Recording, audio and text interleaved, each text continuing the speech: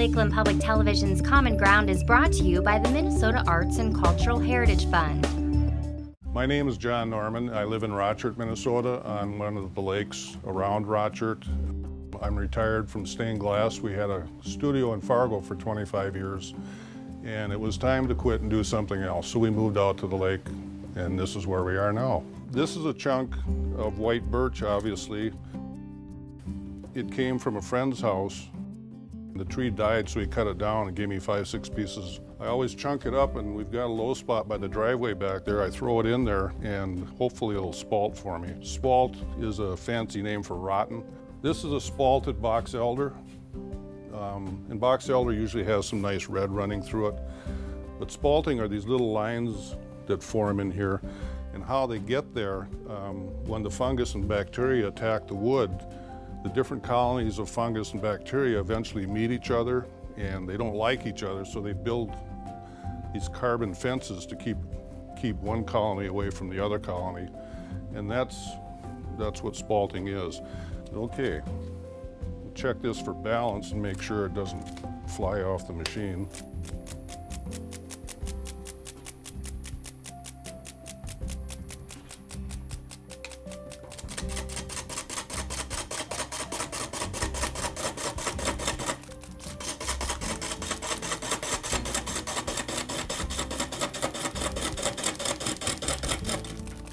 We'll keep turning this until we get the bark off, and we'll get a round cylinder piece of wood, and we'll check and see what kind of figured grain we've got going in here. And if it looks good, I'll keep turning, and if it doesn't look good, I'll throw it back in the low spot down there and let it spalt some more. The lathe I've got is a Powermatic. It weighs about 800 pounds, and I like it because it's got a variable speed on it, and I can adjust it according to how off balance the lathe is. So you can turn it up a little bit. It's starting to balance out a little bit.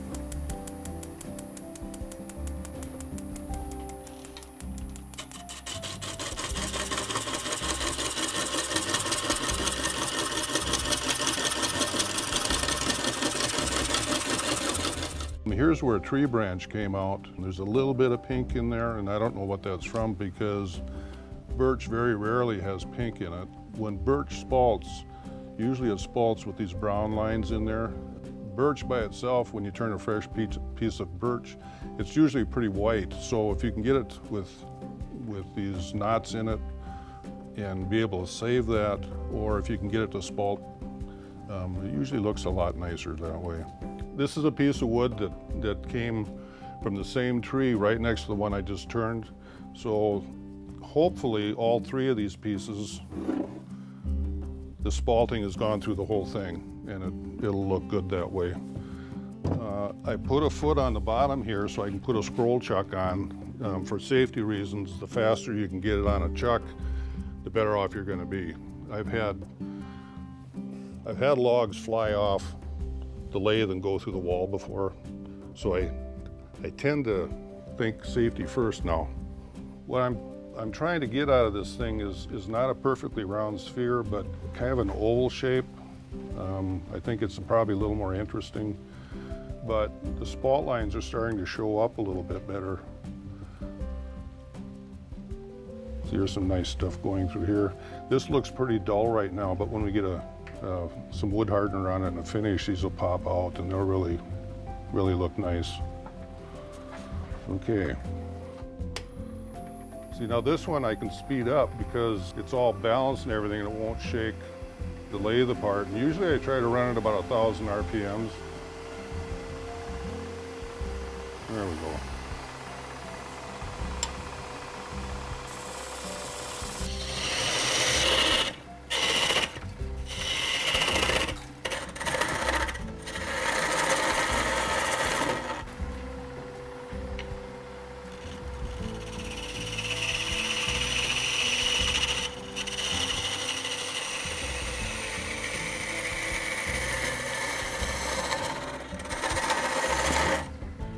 I started wood turning in late 90s.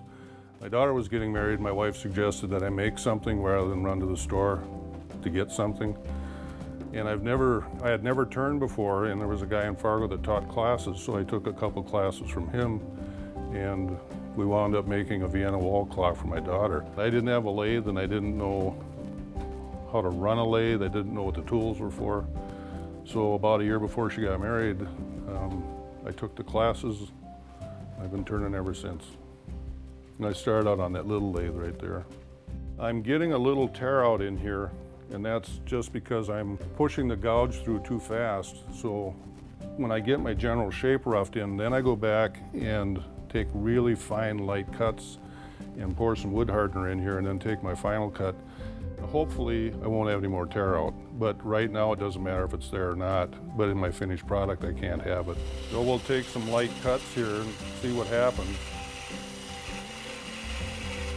I've got the outside pretty much shaped up the way I want it. I haven't gone all the way down to the bottom yet because the pot is still in the scroll chuck, and if I get it too narrow here, this thing will vibrate on the lathe as I'm hollowing out the inside. We start out with a straight tool. After we drill a hole, the hole goes to about a half inch from the bottom or so.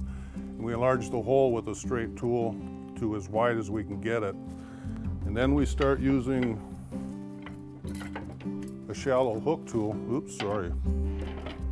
Use a shallow hook tool to help enlarge that hole even a little bit more. And after we go as far as we can with this one, then we go in with the deep hook tool. And we'll slow the lathe down to about 500 or so. With these tools, if you get going too fast and you get a catch on the inside, it's like fighting an alligator. And it really throws you around the room a lot.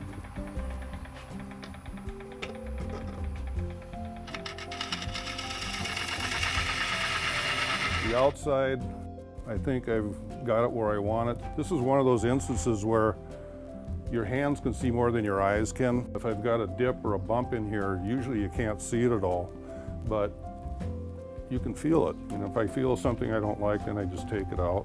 I've gone about as far as I can with this one. The wall in there is probably a 1/4 inch thick.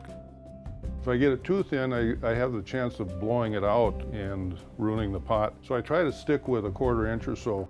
The next step after this would be take it out of the chuck, put it on the shelf for about 3 months till I get the moisture content down to around 10% or so. And then by then, this thing is going to be a little bit oval shaped. I'll put it back in here and turn it around again and then cut the base off and put the finish on. These little pots that I've done is basswood. And basswood by itself is pretty boring. There's not a lot going on.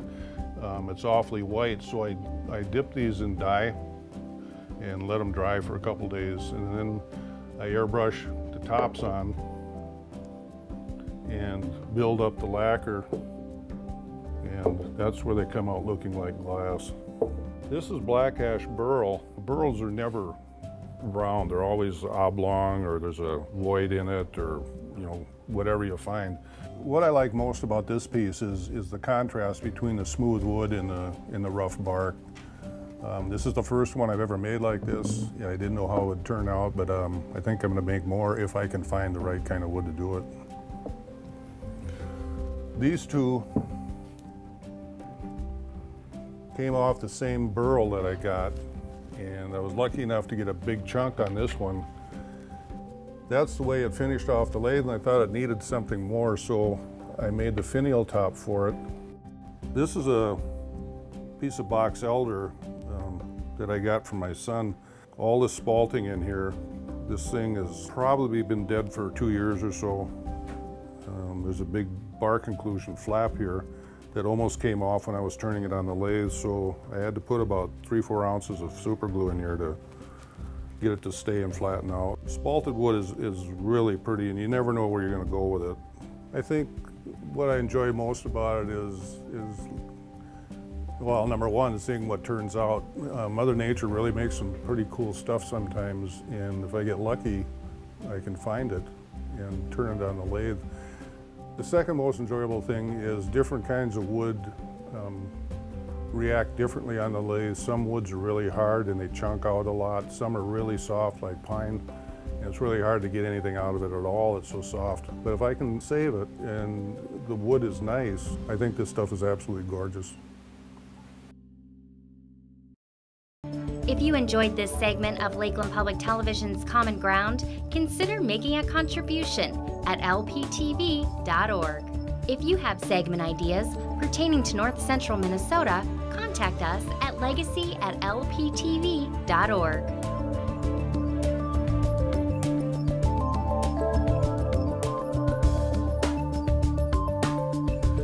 Common Ground is funded by the Minnesota Arts and Cultural Heritage Fund by the vote of the people on November 4th, 2008.